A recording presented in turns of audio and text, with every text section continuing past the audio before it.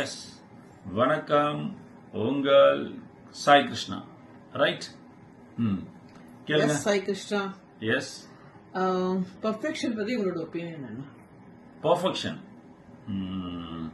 Perfection என்ன ஒன்று உலகத்தில் இல்லவே இல்லை. ரைட், எல்லாமே காப்பீடு தான்.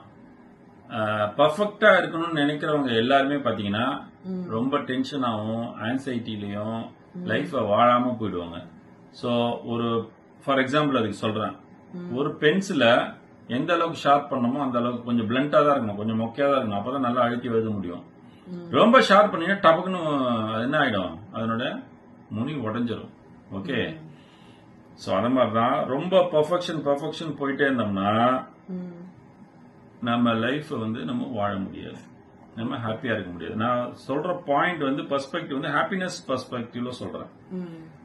ஓகே, இப்போ ஒரு சர்வன்ட் மேட் இருக்காங்க, அவங்க பெர்ஃபெக்டா கிளீன் பண்ணணும், இது இந்த டஸ்ட் அழுக்கூட அப்படின்னா சர்வன்ட் மேட் ஓடி போயிடுவாங்க. இல்ல நீங்க கிளீன் பண்ணி வச்சோன்னு இடத்துல குப்பை வரும், அவ்வளவுதான். So the world it self is imperfection. இங்க இருக்கிற வேர்ல்டே டெய்லி ஒரு மாற்றம் நடந்துட்டே இருக்கு. டெய்லி ஒரு வேல்கனம் வருது, டெய்லி கொஞ்சம் உள்ள போகுது, டெய்லி கடல் மேல வருது, திடீர்னு என்னென்னமோ நடக்குது. யார் இந்த மில்கி வே கேலக்சில நம்ம சின்ன ஒரு டாட், இதுல என்னென்னமோ சுத்துது போது வருது. அதனால இதுல எல்லாம் சிவார்ப்பணம் அப்படின்னு சொல்லிட்டு ஜாலியா ஹாப்பியா நம்ம பிரசன்ட் டேவை சூப்பரா வச்சுக்கணும். அவ்வளவுதான். ரைட், பாய்.